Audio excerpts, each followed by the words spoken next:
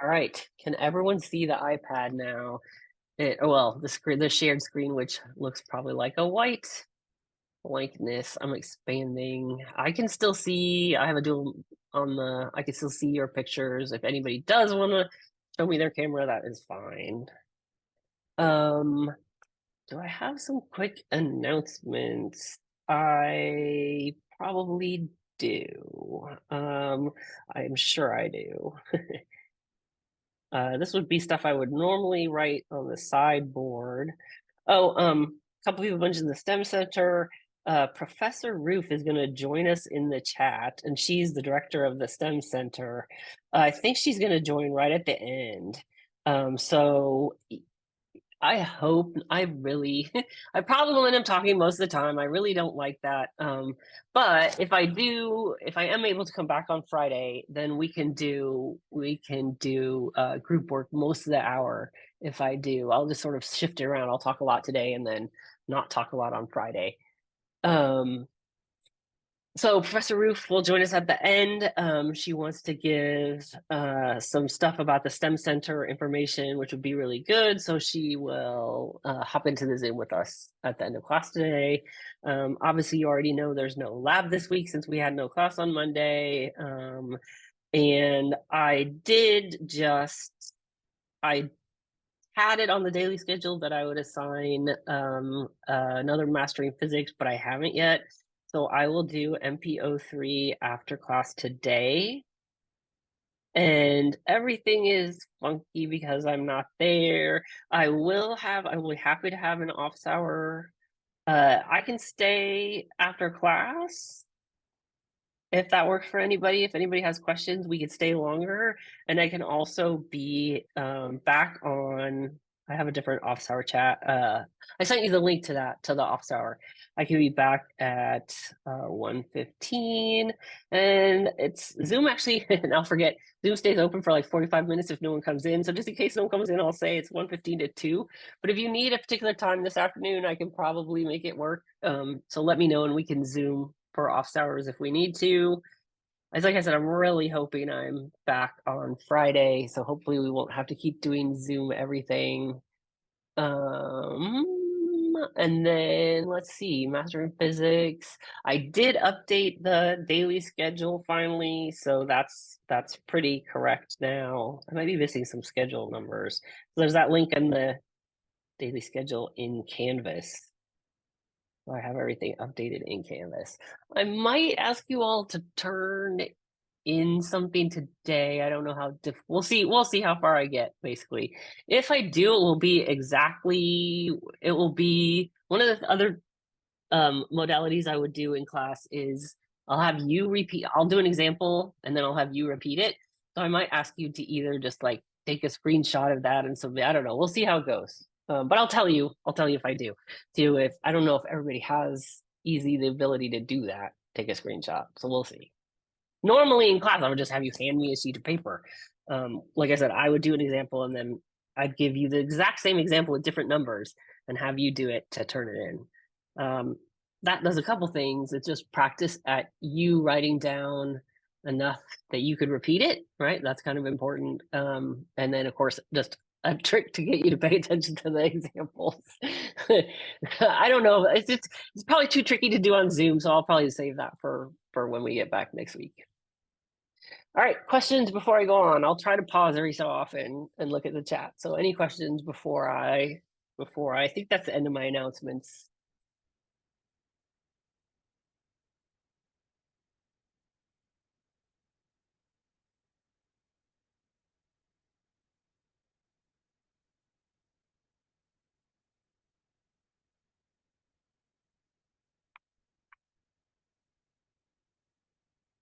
All right.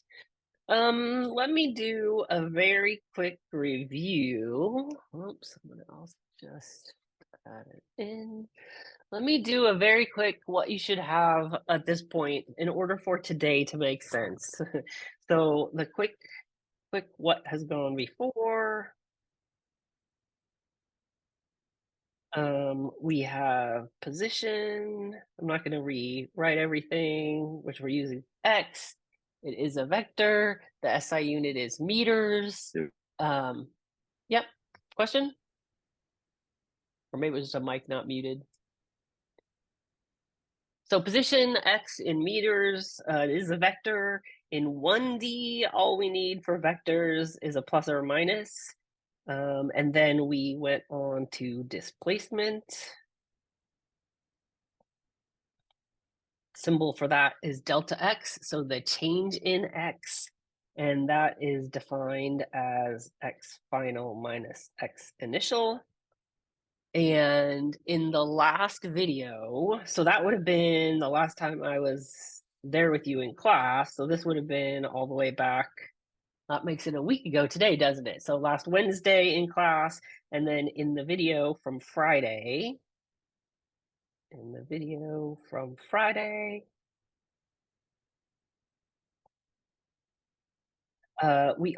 had average velocity before that, sorry, because I used average velocity in the video from Friday. Let me see if I can move that. Sorry, I messed you up if you're taking notes, because I can do stuff. So also the average velocity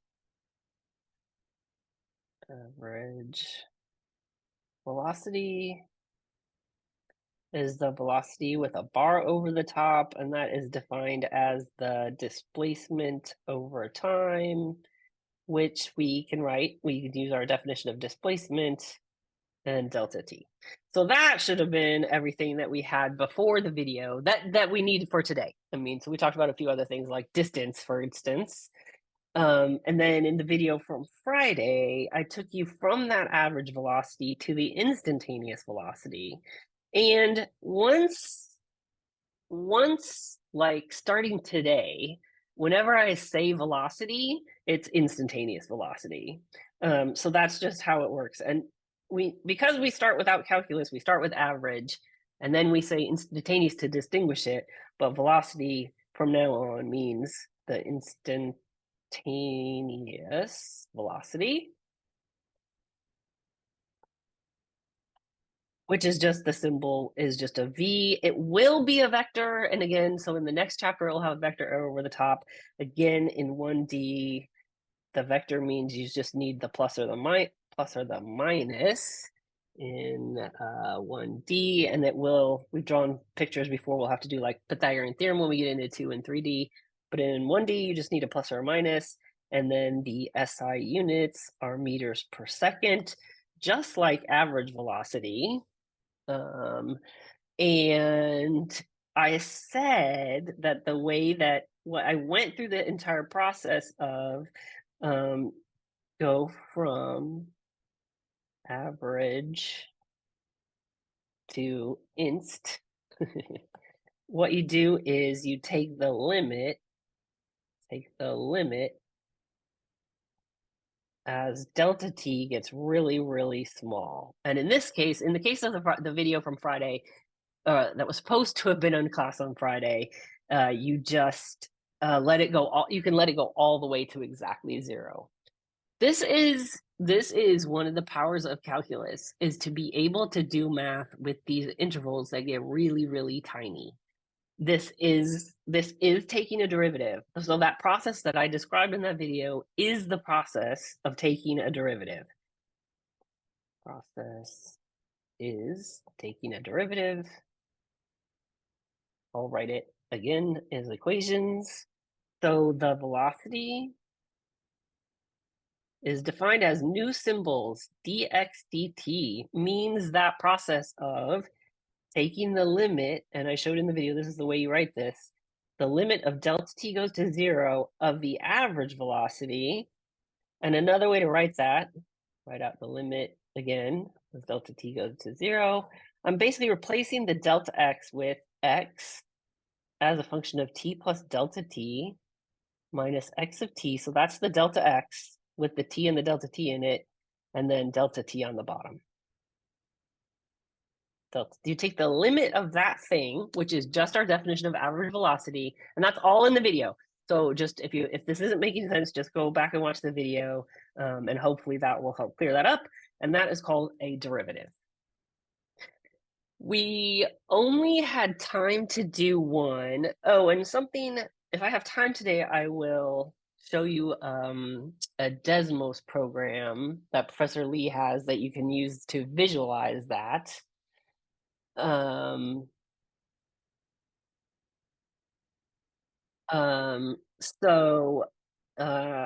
there's a nice Desmos visualization in terms of there will be two ways I did everything in that video sort of graphically and also analytically.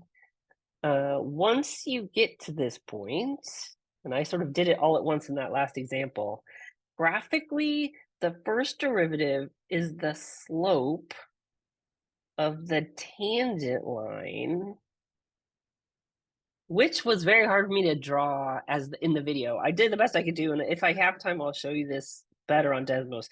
The slope of the tangent line at the point you want to know the derivative, so at the point of interest. And then analytically, there will be that's where you take the limit. That's where you do the limit stuff of the delta t going to 0. But also there will be shortcuts. So I had mentioned the power rule at the end of the video last time, and I will talk more about that today because we need to be able to do that. So if you have x equals t to the n, where n is just some number, then the derivative of x with respect to t is you bring the n down, you multiply it by the t, and then the exponent reduces by 1. So the example I did in the video was that I started with t squared. In that case, look, comparing that t squared with the t to the n, then what we get from that is that the n has to be 2. So we can use that n as 2, and we can say, so we compare that, and we get n equals 2, and then it says that the derivative, which is the velocity, is equal to 2t to the 2 minus 1, which is 2t, which is exactly what we got last time. You also can have one more little complication. You also can have, we have t to the n. You also could put a constant in front, and the constant doesn't change anything. So if you have, it just comes along for the ride. So if you have a t to the n, where a is just a constant,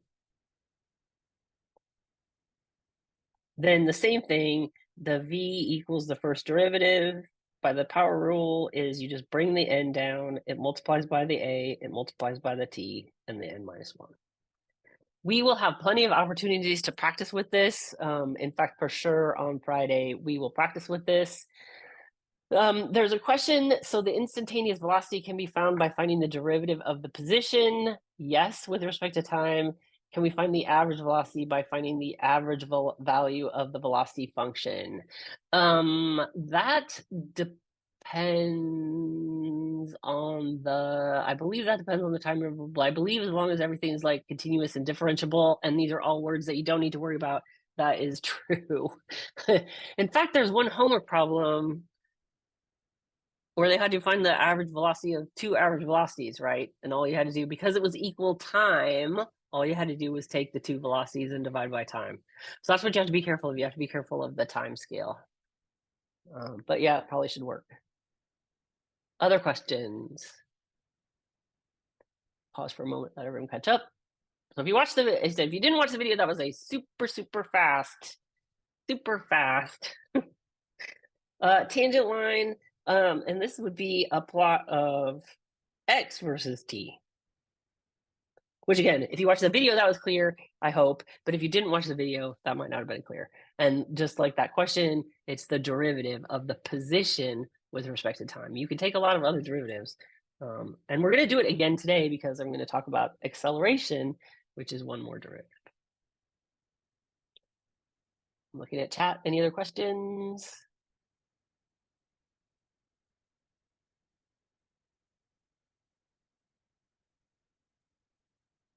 All right, cool. Okay, as promised, acceleration. That's our next, we will need to describe the motion. So as our next thing, acceleration, it has a symbol A. It is also a vector, which again in 1D for this chapter, for the rest of this week, you just need the plus or the minus to tell which direction it is because it's only allowed to go one direction, so it can only go back and forth. what 1D motion means, remember that card on that track. So you're picturing the card on the track, and the track can rotate, but not in the middle of the problem. You can rotate it once and stay rotated. It's going to be one more derivative. So acceleration is the derivative of the velocity with respect to time. And we could go the step of finding the average acceleration and then taking the limit of that as the time goes to 0. But since I did that in great detail with the velocity, and it's actually a great video to have again so that you can watch it again, we won't go through that much detail again, but I will still talk about it. So the acceleration is the derivative of the velocity, and the velocity in terms of units was already meters per second, and then the time, the dt, even though it's a dt, it's a little, you can think of it, the units still have to work out. So the units of a derivative still have to be the units of the velocity divided by the units of the time. So that ends up being just usually written meters per second squared. So meters per second is the same thing as meters per second squared.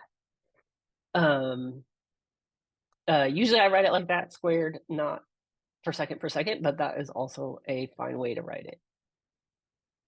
So it's a vector and it has SI units of meters per second squared. So last time, if we pick that same exact example, we can go all the way through, and I'll do a new one too, so I won't just be stuck on this one. We pick the same exact example, and we say that x is t squared. Actually, let's put a constant in front of it, then it won't be the exact same example, it'll be close enough. Let's say 3t squared. I just want to get another number other than 2. I realized last time there were like way too many 2's in the video because there was 2t and then t squared. So 3t squared, if x is 3t squared, so this will be a case of that power rule with an extra constant out in front. So to get the derivative, the first derivative of velocity, which is the derivative of x with respect to t, we say, and we're comparing it to x equals a t to the n. That means the a is the 3 and the n is the 2 again. So if the a is the 3 and the n is the 2, it's the n a t to the n minus 1. If n is 2, it's 2 times 3 for the a times t to the 2 minus 1. So you get 6t.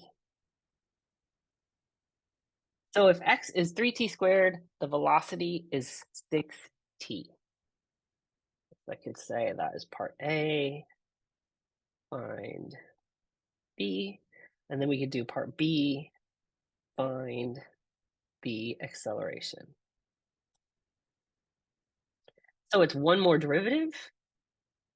So it is, velocity is the 6t, acceleration is the derivative of the velocity. Now we have, and when I give you a handout, instead of having x equals a t to the n, it's actually going to have f equals a t to the n, and f can be whatever function of time. And the reason is because, as you're about to see, I'm going to do the same thing for the velocity. So it just doesn't make sense to write it again. So if the velocity is at to the n, then the acceleration, which is one derivative, is again n times a times t to the n minus 1. Sorry, I'm running off the page. I should not have this be so squished. But I'll write it over here again when I do the actual. So if the velocity is 6t, and we compare that to n, sorry, that is not an n yet, it's an a. When we compare that to a t to the n, the 6 is equal to the a, and the n is equal to 1. So we don't write the 1 when it's just t to the first power, but it is there. So there is an implied t to the first power.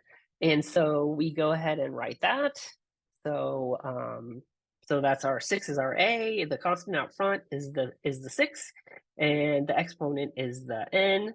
And so when we do, actually, I don't want that to be an equal sign because I don't want you to think that that is equal to the velocity, actually. That's okay. That's okay. The velocity, I'm comparing that to the velocity, at to the n. But now what I'm going to do is the acceleration is one more derivative, which is, again, when I bring the n down, a e to the n minus 1.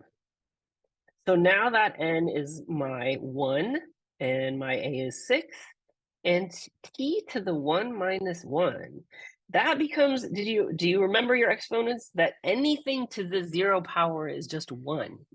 So t to the 0 is not 0. It doesn't go away. It's just a 1. So it becomes a constant. So the acceleration is 6. Also in the video I mentioned, the units always have to be when I don't want to spend too much time talking about this. The unit of each thing has to be such that the SI units will work out. And if it's not, so the sort of long version, this is really an aside. The long version of x equals 3t squared, 3t squared. If x equals 3t squared, and you know that t is in seconds, you know that the units of t, I sometimes put square brackets for seconds, and the units of x, you know, have to be meters, then somehow you have to get meters equal to seconds squared, right? So one way to do that is to have that 3 has to have constants of meters per second squared. The second squares will cancel, and you'll be left with meters. That's how you figure out what the units are if they don't tell you. As I mentioned in that video, the reason to leave off the units is later, much later in the semester, when we have a lot of variables and a lot of complicated equations, some people will get lost and think that the m is a mass, and rather than meters, right? Because that will turn out to be the symbol for mass. So you want to keep the equations just the numbers, and then when you want a numerical answer, so that's the thing, is when I get down to a constant, so up here, when I just had a constant left, then you do want to go ahead and put the units with it. I did just write them down knowing what they had to be, but there I just figured out for you that 3 in the original equation had to be meters per second squared. That 3 got multiplied by a 2, but an exponent can't have any units. That's also a trick to help you figure out what's going on in an exponent. Then the 2 unitless times the 3 meters per second squared gives you the 6 meters per second squared. Questions? That was a lot of me talking. Let me pause to see if you all need to catch up.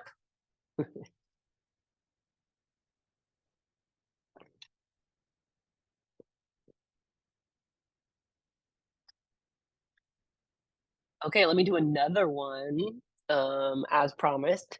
So another one where we do, where I add to.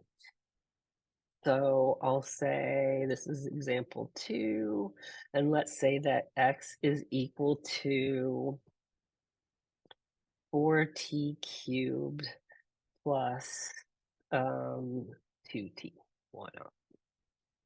All right, so x is 4t cubed plus 2t. Then we can do the same thing. Let's go through part A. And now I need to teach you a new rule, because I'm now adding to each one of those is one where you can use the power rule, but I also need to teach you the sum rule. So when you want to take the derivative of a sum of f1 plus f2, so 2 different functions. So I'm thinking of the 4t cubed now as the first function of t, and the 2t as the second function of t. Then when I want to take the derivative of 2 functions, I just add the derivatives. Derivatives distribute. Mathematicians, physicists tend to think of derivatives as just like things you can multiply around, just like scalars, which works really well in intro physics class. So this becomes the same thing as the derivative of the first one plus the derivative of the second one. So if you're not used, so this is called the sum rule. So you're gonna have 2 rules. So you're gonna have the sum rule and the power rule right now when I hand you that. If I were to hand you that sheet right now, those would be the 2 rules off the sheet that you would know about the calculus. And I should hand you that sheet so that you know what it looks like. So I need to know, and now that I know, I can just take the derivative of each one separately. Then I just do a separate power rule for the 4t cubed and the 2t.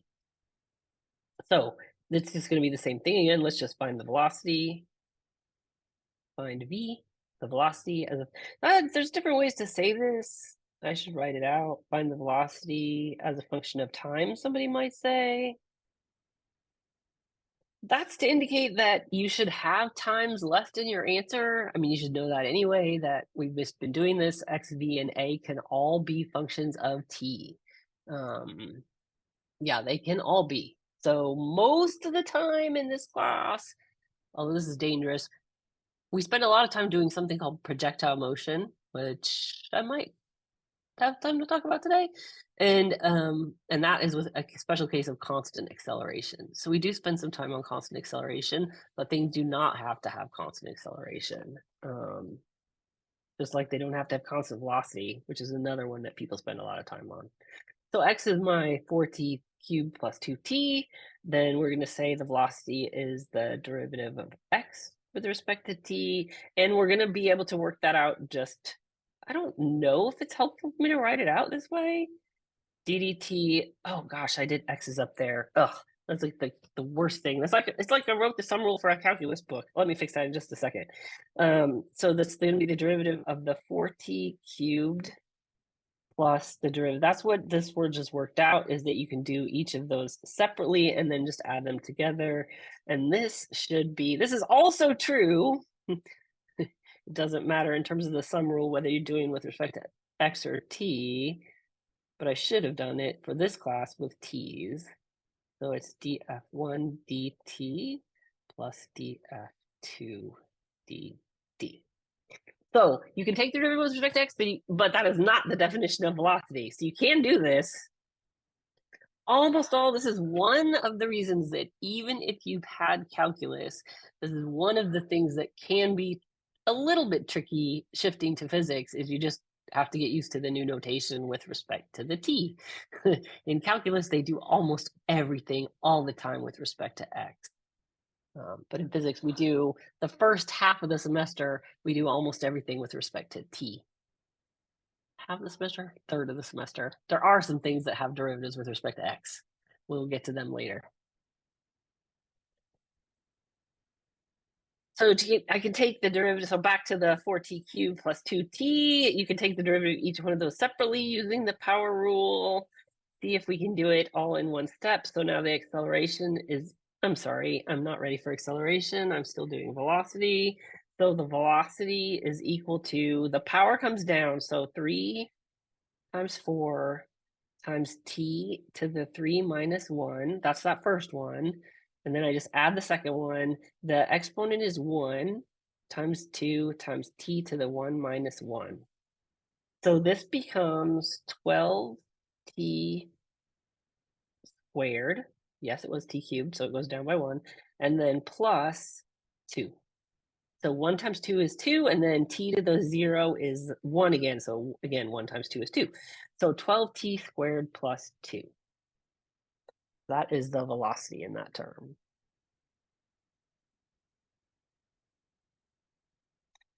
Someone asked if you would lose points on a test if you wrote dx instead of dt.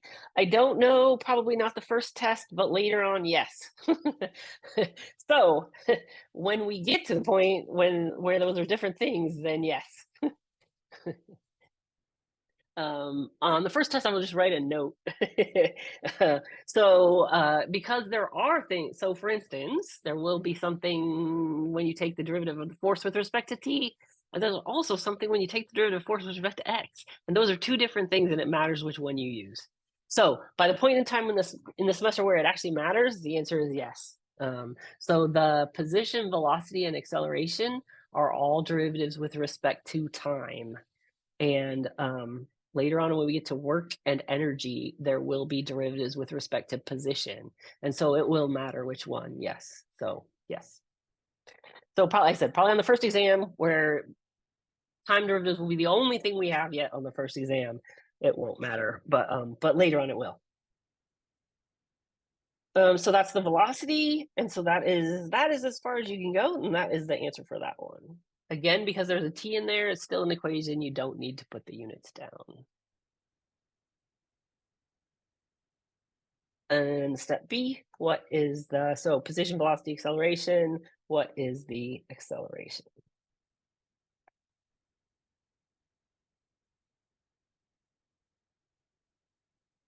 And again, it's as a function of t. And we go one more derivative. So the acceleration is derivative of velocity. I'm just going to write it because you can still see it up there. There's the 2 in the exponent times the 12 constant comes along for the ride. 2 minus 1. Here's the first one I've done with 2, a constant. Remember we said that a 2 is like a 1. Anything to the 0 power is a 1. So if there's no t there, that actually, or you can memorize this as a separate rule if you want to, but it's really not. That is really 2t to the 0, right? We even had written that up above. So that is really 2t to the 0. So it really is that the exponent comes down and it's just a 0. So anytime you take the derivative, if you want, this could be a separate rule on the sheet. I think I have it as a separate rule on the sheet. Whenever you take the derivative of a constant, you get 0. And that's because it's like a t to the 0. And the 0 is the exponent and comes down and multiplies in front of everything else. And a 0 times everything else wipes out everything else. So the acceleration is 24e. Questions?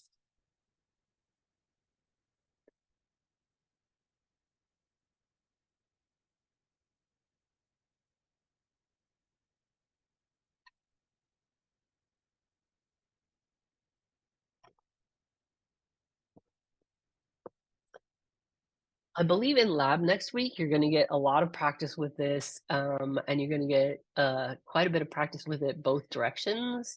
Do I want to say both directions? No, I don't want to say both directions. A little bit maybe of both directions. I'll explain what I mean by that in just a second. I think you're going to get plenty of practice with thinking about it both graphically and analytically, but especially graphically in lab.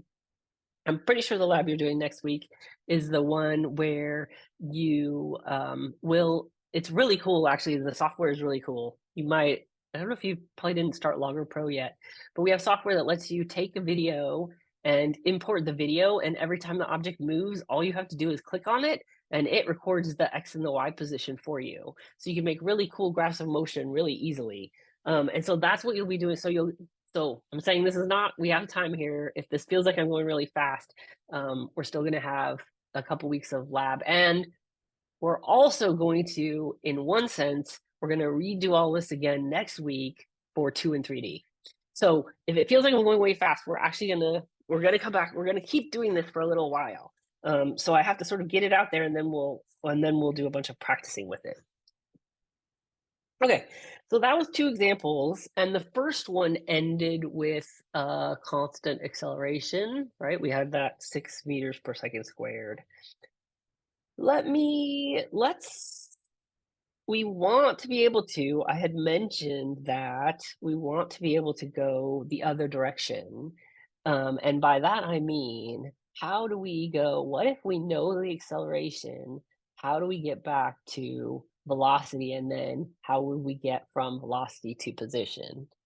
I'm actually going to start, just because I think everybody has, acceleration was brand new today. So I'm actually going to start with a very special case again. Oftentimes that's helpful. I'm going to start with my favorite special case. You just have to remember that it is a special case. I'm going to start with my favorite special case of constant velocity. And we just figured out if the velocity is constant, can you figure out what would the acceleration be? If the velocity is constant, what would the graph of velocity look like? I'm looking in chat too, so you can type if you want. I've asked a bunch of different questions. What's the graph? I'm going to need this anyway, of velocity versus t for constant velocity. A line, yes. People are typing in the chat. Linear, a line, and even more specific than that. What does the line look like? Does it look like this? Does it look like this? Does it look somewhere in between? What does it look like? If it's a constant velocity and I'm plotting velocity, it means the value never changes. So whatever I'm calling this value, I would, as a physicist, have a tendency to call it v0 yet. But if this is velocity versus time, velocity on the y-axis and t on the time, every single time, if it's constant, whatever value it has, whether it's 3 meters per second or any value, it stays that 3 meters per second every time. That's what constant velocity means on the velocity graph. Okay. if it's if it's constant velocity and the first derivative graphically is the slope, so if the acceleration is the derivative of the velocity, what is the slope of that flat line? You could also think of it as being the change in velocity over change in time, and it because that's the special case where it works to use the deltas. The slope of a flat line is, of course, 0. So for constant velocity, the acceleration is 0. That is true every time, and this is just one way to see it, is you can think of the slope of that line. You can also think it is, we didn't talk about averages, but the average acceleration would be delta v over delta t, and the delta v is always 0. So it's always 0 when you take the limit as the time goes to 0. It's always 0. Everything's 0. So flat lines have a nice slope of 0. I wanted to draw that graph anyway, because the next thing I'm going to talk about, the definition. Oh, I also made the point in the video that the constant, now this is the velocity graph, and I was talking about the position graph when I made it in the video, but it's still the case that when the velocity is constant, then the average velocity can only be one value, right? So if the velocity is constant, then the average value and the instantaneous velocity will always everywhere be the same. This is why I started with a special case. If the velocity is constant, then v average equals v at every time because there's just no other value, right? It stays that exact same 3 meters per second everywhere it is. I labeled it v0 on the side. The subscript 0 means at time 0. And so if you say that the velocity at every time is exactly the same as it was at v0, that's a way in physics of saying that the velocity is constant. So that's why I said I would label it v0, but sometimes it's helpful to think of it as a number. So if it's just 3 meters per second, if it's always 3 meters per second, the average of always 3 is just 3. So it's every single value is the same every single time if it's constant velocity. I said that's why I started with this special case. We have our definition of average velocity being delta x over delta t. What I mentioned I want to do here is I want to go backwards. And so I want to find and x or delta x for the moment, starting from v. So I can do that really easily for the average case. I can just cross multiply. I can say delta x equals average velocity times delta t. Okay, so if I know v, like if v is I keep using this number 3 meters per second. If v is 3 meters per second, and I want to know how much that it has moved over a 2-second time interval, then my delta x is that v times delta t, which is just the 3 meters per second times the 2 seconds is just 6 meters. So the amount that it moves, so something that's moving at a constant speed of 3 meters per second, this is just like way back to distance equals rate times time, right? There's nothing fancy about that calculation. Probably something you've been doing since middle school.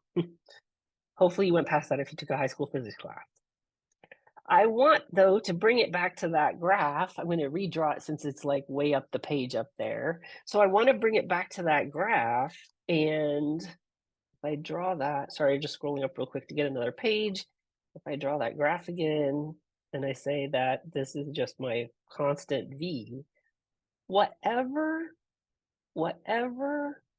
delta t is, this is v and this is delta t, and that v times delta t is the area of that rectangle. So that V times delta T is the area of the rectangle. That gives me delta X. So that gives delta X. It turns out, now I did this and I'm not proving this step. This is something you will prove in calculus, and I'm not going to prove this step in this class. It turns out that that works all the time. It turns out, I just showed it to you for this special case, but it turns out that delta X is equal to the area under the velocity versus time graph all the time. So even if it's not the special case, so this turns out to be true. So I showed it to you for this special case, and it turns out to be true even if the graph of the velocity is something like this. It makes it a lot harder. What you actually end up doing is you end up thinking about chopping up the area into little tiny, teeny tiny rectangles. And you call this a really tiny, again, you let the limit shrink. You could call that a really tiny delta t. You could start thinking of it as dt if you're going to start doing calculus. And then that is the given velocity at that time. So that little teeny tiny rectangle has a value of that v of that particular t times that delta t, and you just add up all those rectangles, and that gives you the whole area under the curve. I think if they teach you this in calculus, is this called Simpson's rule, how to add up these rectangles? So I'm teaching you how to go backwards. So taking a derivative is the slope, and the inverse of the derivative, it's okay to call it the antiderivative, is the area under the curve. So the antiderivative, which is going to turn out antiderivative, is going to turn out to have another word, which is integral. So the integral is the antiderivative, is the inverse, is the area under the curve.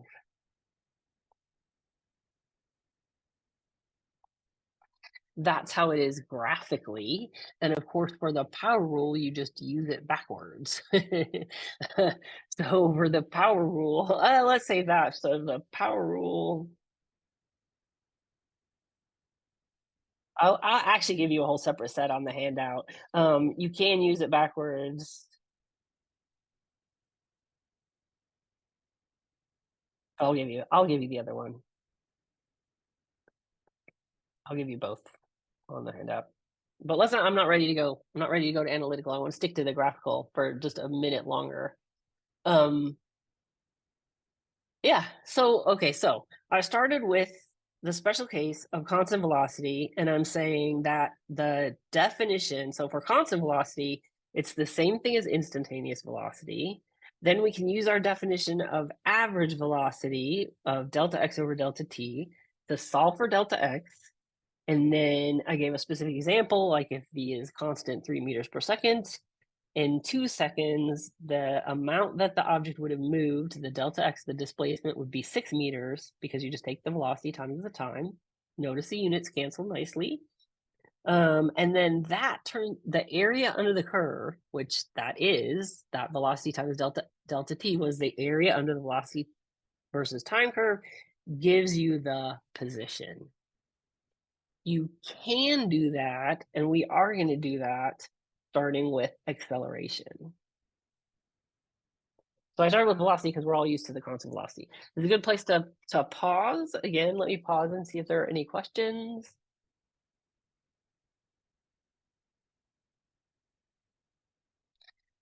So the special case,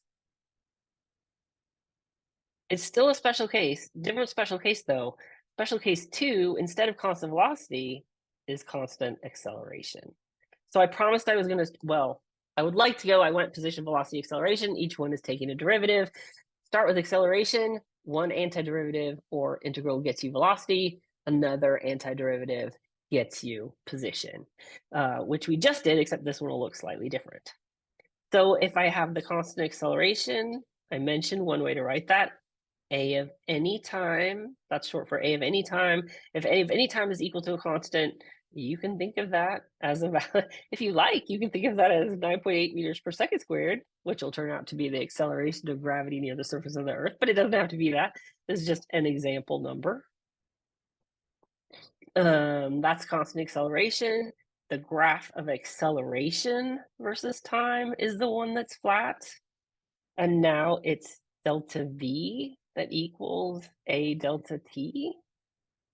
Again, constant acceleration means the same instantaneous as average. I'm not even having to use my, I will in the next one, have to use my area under the curve definition. And so delta V equals A times my delta T. If I have numbers, I can plug them in. I didn't really give you any numbers. So it's A delta T. Let's say I'm going to go ahead and go all the way to the, let's say I'm just going to go for any time t. Then if I start from zero, that looks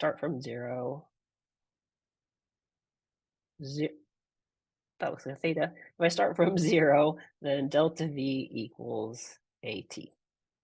I also could say this is v of any time minus v0 equals at. So I could say that v equals v0 plus at. This is so important to get a name. This is the first, and actually the order of these isn't really important. We almost always drive them in this order. This is called a kinematic equation. It's so, the case of constant acceleration is so important that we write a set of equations around that. Now, that means if I were going to graph that, if I'm going to use my y equals mx plus b point slope form of the line, and I'm going to graph that, it looks like this. So if this is a graph of velocity versus time, and you think of this as y equals mx plus b, the y-intercept is going to be this v0 number, right? Y equals mx, the constant, the thing that's not times the thing on the x-axis. So the x is on the m-axis, so the a is the acceleration, is the slope of this graph. Right? The a is the slope of the velocity versus time graph. But we're looking for position. So delta x, now I'm going to go back to my area under the curve. And this is set up so it's nice rectangles. So I have to figure out the area of this triangle and add to it the area of that rectangle. And if I do that, then I will be able to have the area under the curve. So the area of the rectangle is the easiest. So let's start there. So the area of the rectangle is just my v0 times, I'm just going to use t instead of delta t because I'm saying I'm just going to go from 0 to t on the time scale. So if the time scale, so this is delta t equals t because it's t minus 0 basically. So I'm saying I'm starting the time from 0 and letting it go to time t. So if I start the time from 0 and let it go to time t, then I can just use v0t. So v0 is the height of the rectangle, and t is the width of the rectangle, and so that v0 times t is the area of the rectangle part. Anybody remember the area of a triangle?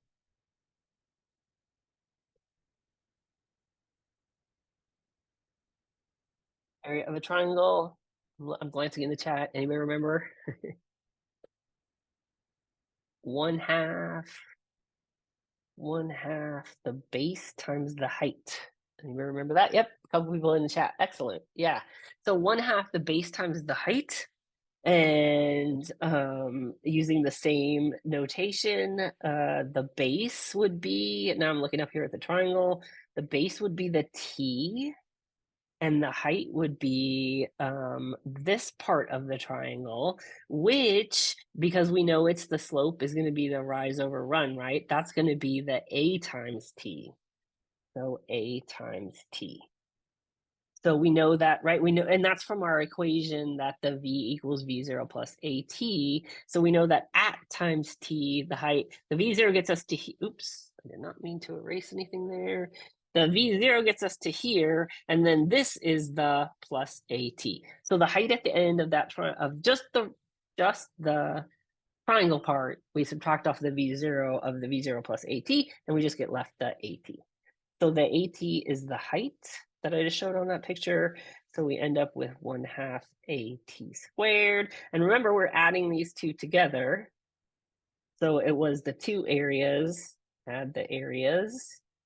And so the delta T is the area under the curve that we're doing here. So the delta T, I'm sorry, delta X, we're going from velocity to X, so one antiderivative, one area under the curve. Delta X is equal to the area of the rectangle, so the total area under the curve plus the area of the triangle. And so that is equal to our V0T plus 1/2 AT squared.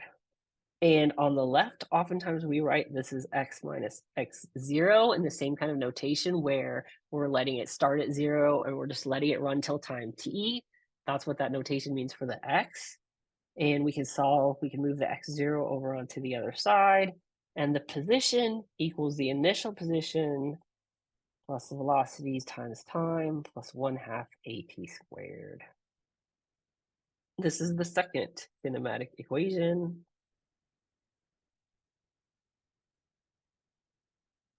I'm going to write the other one first, just so they're right here next to each other. V equals V0 plus AT.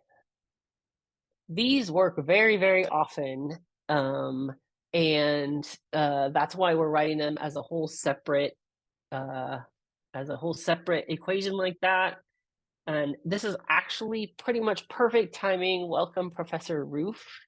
Oh, yes, somebody asked in the chat if I could use the trapezoid area. Yes, I could. I just figured people would know this one. I figured people would be more likely to remember area of a rectangle plus area of a triangle.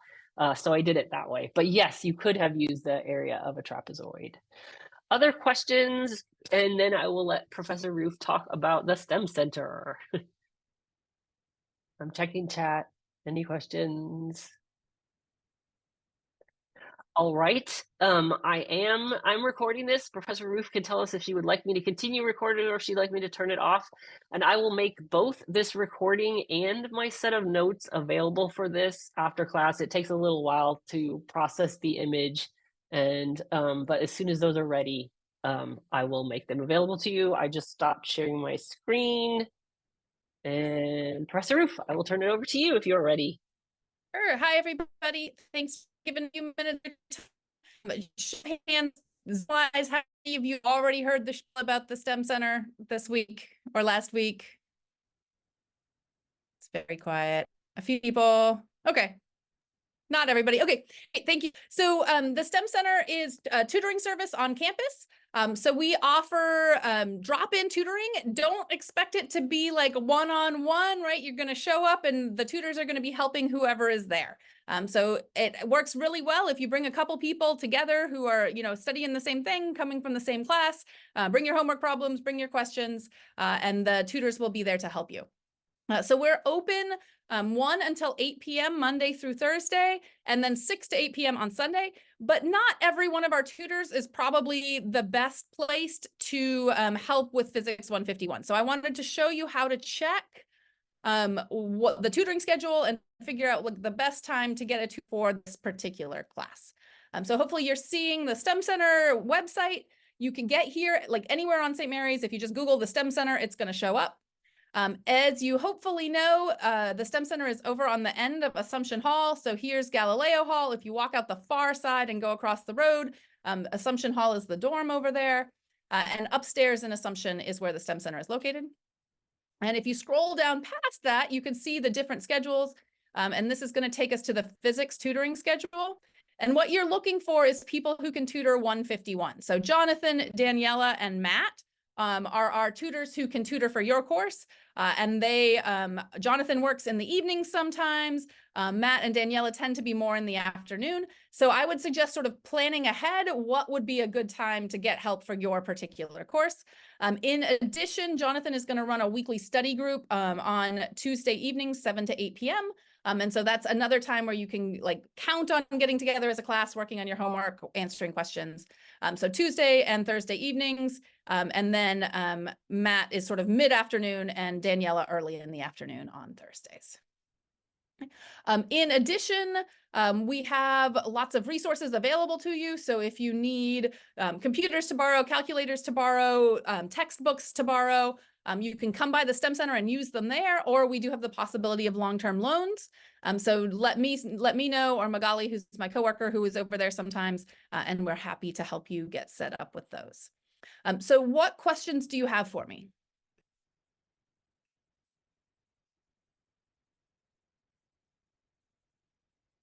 Not a single question. Anything in the chat?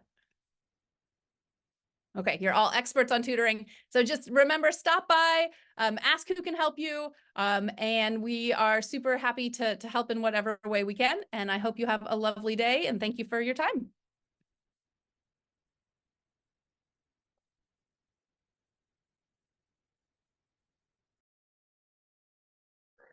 Oops, I'm muted. If anybody needs any help, I'm happy to stay right now. And I also can come back for office hours this afternoon at 1:15 in the Zoom channel. So you're welcome to hang out now and ask either me or Professor Roof a quick question. Otherwise, this afternoon, and hopefully I'll see you all in person on Friday.